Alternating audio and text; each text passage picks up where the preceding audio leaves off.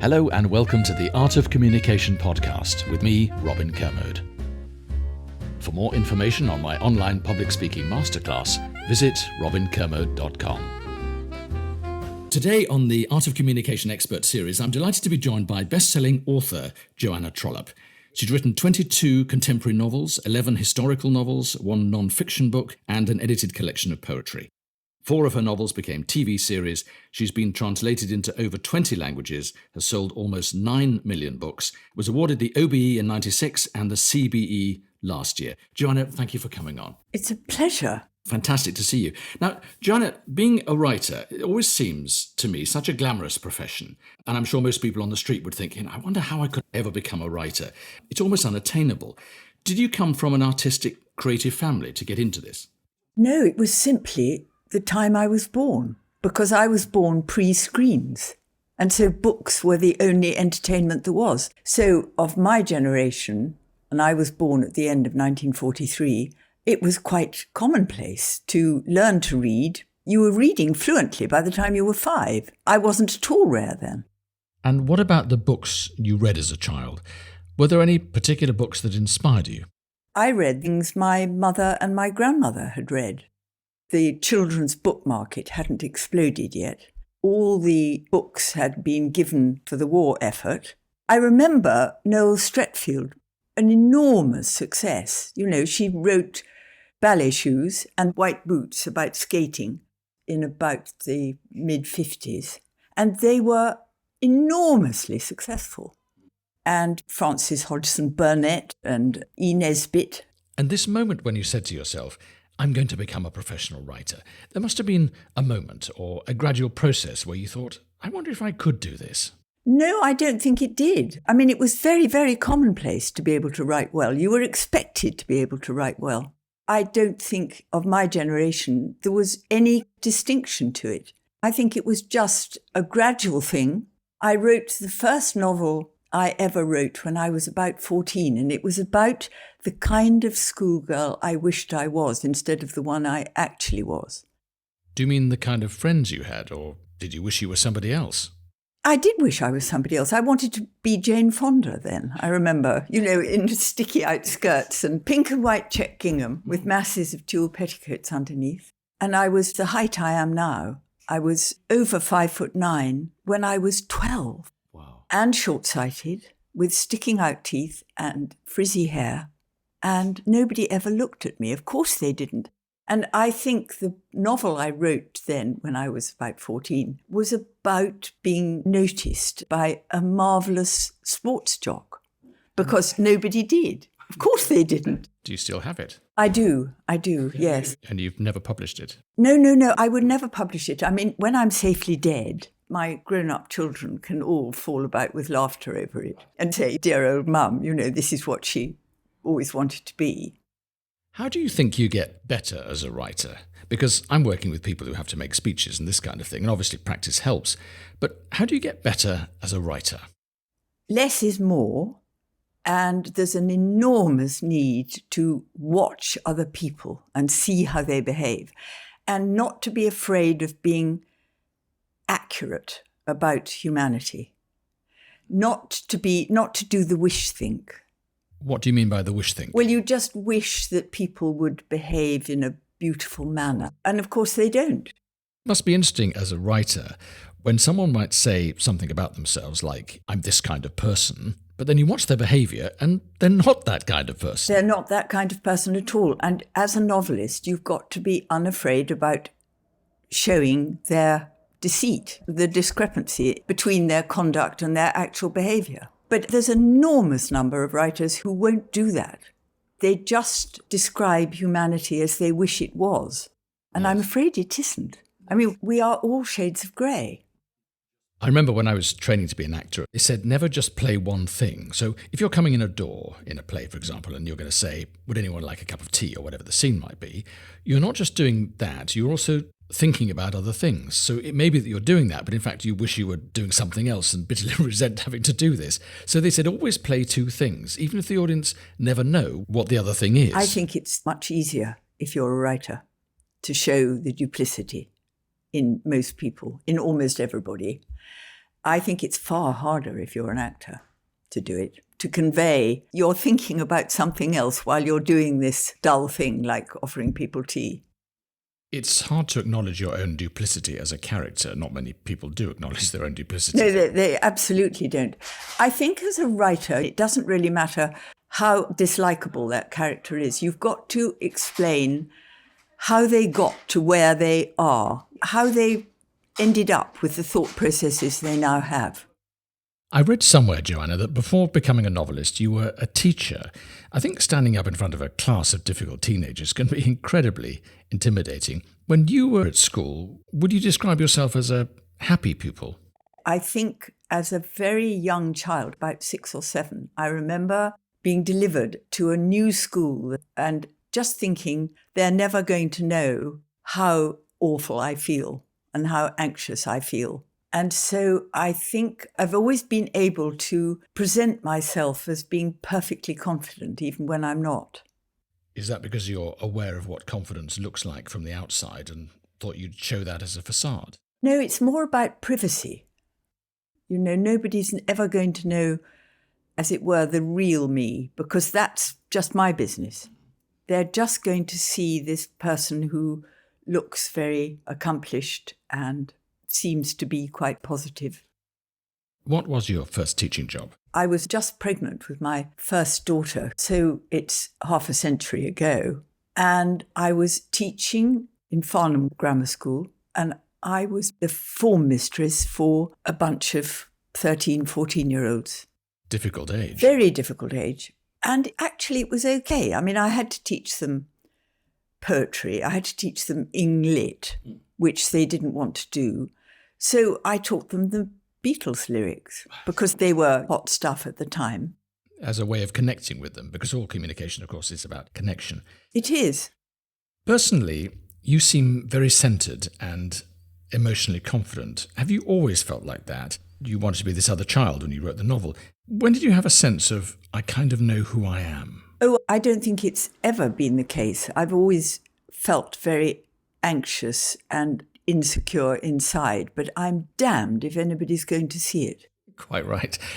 What about, for example, when you're on a book tour? How was your very first one? Because in a sense, you've created your novel, you're up there, and for the first time, it's out there, and people are judging it, I suppose. Well, that's perfectly fair to judge something that you post publicly. I'm always amazed why people are wounded by how they're treated. I mean, what do they expect? The very first book tour I did was with a novel called The Rector's Wife, which was my 4th novel, but it was the one that was number 1 for nearly a year. But I did the promotion for that. I did the book tour for that with, among others, Antonia Fraser, who was enormously practiced because when she was only 21, Mary Queen of Scots was a bestseller both sides of the Atlantic. When she was only 21? When she was only 21, and she's terrifically poised and funny and all of that. I just did what she did. I'm sure all of us in our various professions, certainly me as an actor, learnt more from working with other good actors on stage than from drama college itself. Every writer seems to have a rhythm, a particular rhythm. A rhythm's something I'm always fascinated by. How important is rhythm to you? Extraordinarily important. Because I write longhand, as you know, and I write on the right-hand side of the page, and I go back over the previous scribbly pages, you know, in order to think myself back down into the book. And I just know when a sentence is wrong, you know, when it hasn't got proper balance to it. When you're editing and you go back, do you read it out loud? No, I don't read it out loud. When I'm writing, it's as if I was seeing and hearing a movie in my head. So I'm writing exactly what I'm hearing and seeing. So it's quite visual. Yes. Well, I don't know whether that's something to do with being very short-sighted. Interestingly, this business of rhythm, I remember talking to, you remember the actor, Alan Howard. Of course, yes. Well, I remember going to see him in Coriolanus when I was up at Oxford, and I went to a matinee in Stratford, and it was so mesmerising. I just stayed on to see the evening performance. And he was quite extraordinary. But I do remember him saying to me, it is amazing how much power the audience has. You know, the fact that when you walk out on the stage for the first time, you have no idea, in a way, whether the audience is going to be enormously receptive and helpful, or it's going to just say to you, come on, make me laugh, or horrify me, or something of that kind. And I think the same is true both of writing and of public speaking. You've got to gauge your audience. You've got to have that kind of empathy for other people. Each book tour is different, and each bookshop event is different. Sometimes I've got an enormous hall there, but they are totally resistant. They are just waiting for me to entertain them. Do you have tricks to wake them up or engage them? No, I don't think I really have tricks. I would certainly alter my tone of voice. I remember doing an event once with Simon Callow, and Simon Callow had written a book on Orson Welles, and his audience was crammed to the gunnels, and I was going on after him, and, you know, there were kind of 100 people there in an enormous theatre. And I said to him later, I imagine you sold masses of books. And he said, not a single one. They'd all come to be entertained. So they loved him, but they weren't necessarily going to buy the book. They wanted him to be Orson Welles, yes, and interpret, but they didn't want to read about Orson Welles.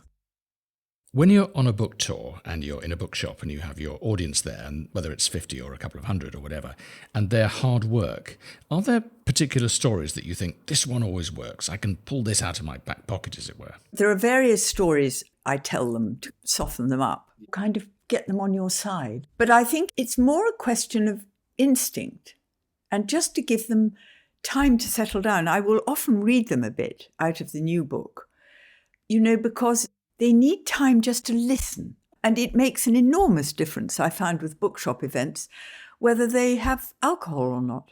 You know, if they've had a glass of wine, they're putty in your hands compared to a cup of tea. Yes, exactly. The trap, I think, with an audience who we perceive as being hard work or they're not really engaging is that we try too hard. And certainly when I was younger, I know one thing I used to do was to try too hard to try to wake them up. As a young actor, you try to wake the audience up. And actually, counterintuitively, I think letting them come to you is a good thing. And of course, your audience could well be nervous in your presence. They will be. Because we forget what celebrity does to exactly. people. And you've just got to give everybody time, yourself as well as the audience. And you've got to feel your way towards it. So I don't think there are any real tricks. It's just to kind of wait and let them bed down and all of that. At a book tour or whatever, you can see your audience and you can react to them. You can't see your reader. So when you're editing it, who are you writing for? I am writing for a particular person. I have no idea what they are. I have no idea of their sex or age or anything. They are simply, I am writing it for somebody else. It's a form of communication to write. As if you're telling one person this story. Yes, I'm just saying this is a very modern situation. It might be women and work, or it might be late life remarriage, or whatever it is, and all the complications that brings with it. I just really want to get the conversation going. I just want them to start talking about it. I remember there was a very famous, or she is very famous, gay television presenter, and she had got a very, very conventional family, and when she wanted to marry her partner, she gave them a copy of A Village Affair and said, I want you all to read that tonight, and then in the morning we'll talk about the issues. Wow. Very flattering. It was hugely flattering. I mean, I would say this is now 20 years ago, and it would be very different now. There's really no need for it now, I'm glad to say. It's a difficult thing still. But don't you think, though, that women are infinitely more liberal than an awful lot of straight men? Yes, I do. We've looked at how you write, in a sense. What about before you start writing? What is your starting point? It's the theme. It's like taking the zeitgeist out of the atmosphere for the moment. What people are concerned about but are really not talking about because it's rather uncomfortable. So you start with the theme, and having got your theme and you start to write it, how important is a title? When does a title come? Well, I'm rather a fan of 19th century titles. They say what the novel's about. Yes. And after all, if you think of most 19th century novels, George Eliot or The Real Trollope or Thackeray, that's what they are about. And I think I've got to a point of being able to say, well, nobody dares gainsay me now, when I say to the publishers, the novel is going to be called this. Nobody's not telling you can't have Well, that title. they've tried in the past. Yes, they have tried. But it doesn't work. I mean, The Rector's Wife was about what it's like to be a rector's wife. Well, it kind of does what it says on the tin. Exactly. The trouble with a lot of literary fiction is that you look at the title and you just think, A, how do I remember that? And B, what's it got to do with what's in between the covers? And it's got to be easier to market a book, Yes. in a way. The Rector's Wife, we know what that is. It's or The got Choir. to be punchy. The most successful book I ever wrote was called Marrying the Mistress, and then there was a Spanish lover, because they'd got the word mistress and lover in the title. You talked about writing longhand. Do you write with a pencil? Or... I write with, any old pen, maybe even a pen I've nicked from the last hotel I've stayed in. Doesn't matter. Not fussy. Does handwriting make you write in a more considered way or a slower way or human way? I think it makes you write in a quite concise way, but that is partly the readers too. The readers, because they have bought so many books, they've given me an extraordinary confidence. I was rereading something that is going to be a television series, something I'd written quite early. And I thought, there's really no need to explain everything to everyone all the time. If I was writing the same book now, it would be half the length. There was no need to explain it. And these long, long passages of description. Why did I do it? And I suppose it was just anxiety. But the readers have taught me that, no, we get it. And of course they get it. Never, never underestimate the intelligence of your audience. I'm always struck by great comedians who almost half give a punchline and allow the audience to fill in the rest. Yes, they do. It's very flattering to the audience because the audience want to feel one step ahead. They do. I'm fascinated by voices. Thinking of your family, do you think you sound like your mother? I probably do. Well, certainly my accent, but there's nothing I can do about it. Yes, I'm always rather horrified when I found myself sounding like her, because I sort of think I've moved on. Well, I think we all do. As a writer, did you wake up one morning and say, I think I've found my voice? No, it happened very gradually, and I think quite early, the finding of the voice. Because the voice is incredibly important if you think about it. You go on reading a book because of the voice. I mean, if I'm watching something on stage, I don't take my eyes off somebody of the stature of Michael Gambon. No. And I think the same is true of writing. There are some voices of writers that you absolutely can't bear. There's a lot that are anathema to you as a reader. But other people might love them. Exactly. I think it's very, very personal, all of it. And it sort of should be. What is the time lag between writing a book and the book coming out? I suppose it's about a year. So if you want to be zeitgeist, does that mean you have to be ahead of the curve? Well, the zeitgeists don't really change that much. I mean, I'm not going to write about the modern pandemic. It's a kind of aberration from real life rather than being real life. But obviously, I will make a nod to it because people's behaviour and reaction to it is conditioned by it. You can see at the moment there's a tremendous vogue for thrillers because they have a conclusion to them, and also for fantasy. Well, I personally can't read fantasy because I can only read about real life. I like novels about essentially good people who are just trying to get on with their lives. I don't think novels have to be about confused, difficult, tortured souls. I mean, they exist, of course, but I don't think every character has to be like that. I don't think that. And also, some people expect a novel to tell them how to live their lives. Joanna, we've talked a bit about confidence. Do you like to write confident characters or less confident characters? Is one of those more fun to write? No, because confident characters are usually unconfident somewhere. So I might like to describe their lack of confidence masked by the outward confidence. I don't think anybody is particularly good fun to write. I mean, when I'm starting a novel, I don't know the people terribly well. By the time I get to the end of the novel, I'm absolutely sick of these people. And I'm one of those writers who I'm thankful to hand all these characters, because I've been living with them intensely for a couple of years.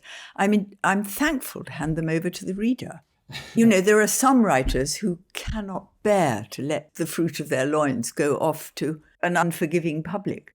If you loved your characters, you might want to bring them back. No, I never want to do that. No, I've lived with them very, very intensely for a period of time, and I don't want to have anything more to do with them ever. Because there are so many people. There might be a type, for example, you know, a rather bombastic man. So if you were to write a character like that, would you base it on a mixture of people you've met? Yes, and they're always real, and all the characteristics are real, all their gestures are real, all their habits of thought are real, but it is a kind of patchwork. They're always from real life. It's always observation. So would that make you a very good body language expert? For example, if you were at a drinks party, would you be able to spot what's going on below the surface? I'd always rather be the person with a notebook up against a wall watching a party than I would like to be at the heart of a party. I just want to watch other people. I'm perfectly happy in an airport departure lounge, or at least I was in the old days. Yes. I'd be there for hours just watching people. They're quite anxious often in a departure lounge. There isn't the relief and the joy of an arrivals lounge. You know, they've got a flight ahead, an encounter. It might be a business meeting.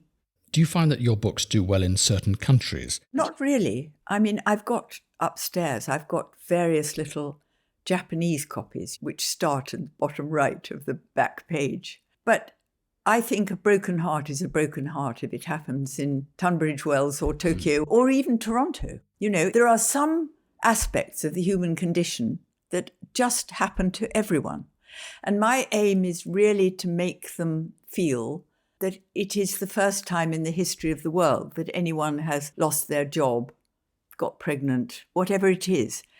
Because a cliche is only a cliche if it's happening in someone else's life. If it's happening in your own, it's the first time in the history of the world that this has happened. And that has to be respected. When you finish a novel, how soon before you start writing the next one? I need to have a novel on the go. I just need to know it's there in the background. So I need to be thinking about the next one, or in the middle of the next one, or having written the next one, or something of that kind.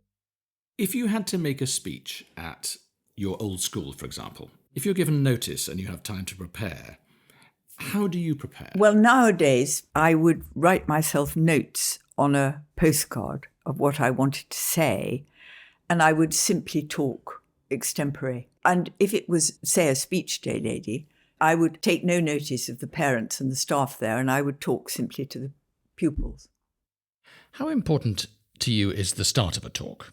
Well, I think it's quite important because you've got to get everyone relaxed, really. If they're relaxed, they'll be on your side. Mm-hmm. So there are a few stock jokes that I start with. Not really so much actual jokes as just humorous, slightly self-deprecating things to get them to realise that this is a human being. And I think for children as well, it's very easy for them to see adults and think, you're just confident, you've done all this. I can't because I'm young and I don't have the experience or the confidence. And I think a bit of self-deprecation can really help them hugely. I think so. You must think, if I could just inspire one person, one pupil. That's all you want. We're back to really doing something your heart's in. Even if that's throwing pots on a Welsh hillside, go and do it. Yes. If that's what you want to do. The fact that you write well and you're known for writing well, is there any pressure then to speak well in front of an audience? I don't think so. No, because lots of people who write well can't read or speak at all. You know, writing is the thing they do. I remember J.G. Farrell wrote in a windowless room with his back to whatever light there was under a single light bulb on a black cloth table because he couldn't bear, human interaction. And I think that's perfectly true of all kinds of people.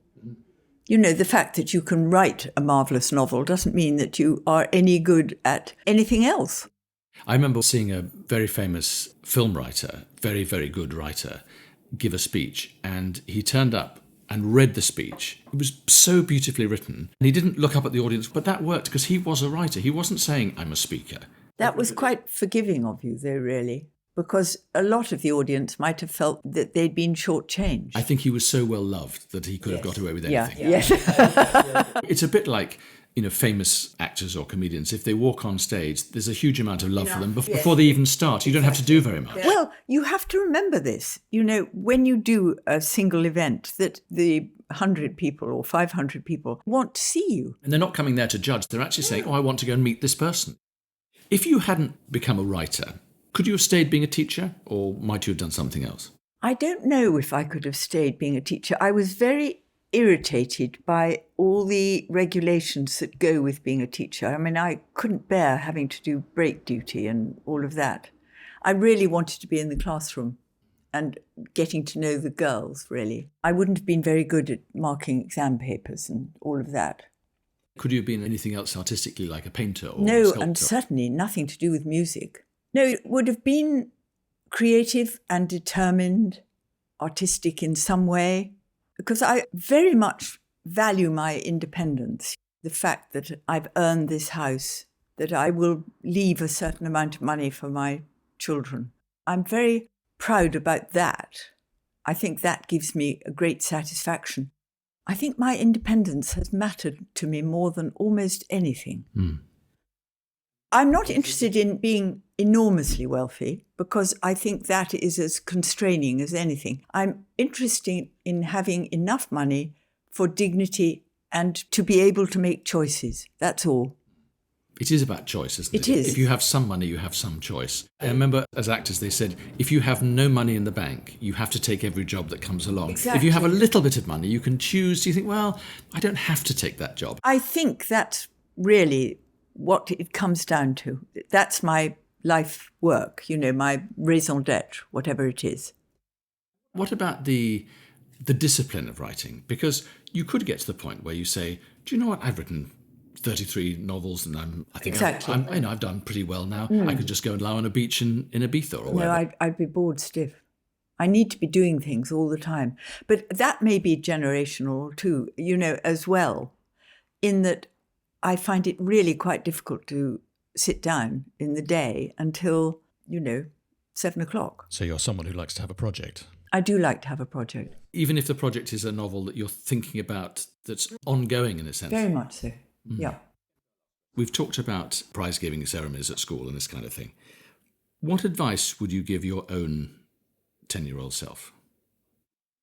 I think I'd emphasise the independence again, because I wasn't really independent until my late 40s, early 50s, when I had sort of done with everything and, abandoned being married.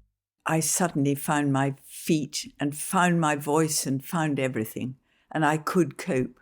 And I think I'd say, why did you have to wait so long? Why couldn't you do it much, much earlier?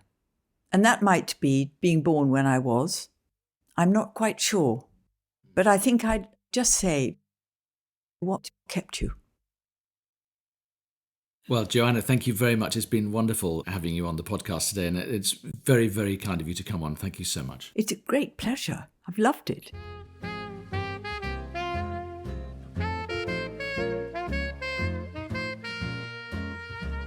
For more information on my online public speaking masterclass, visit robinkermo.com.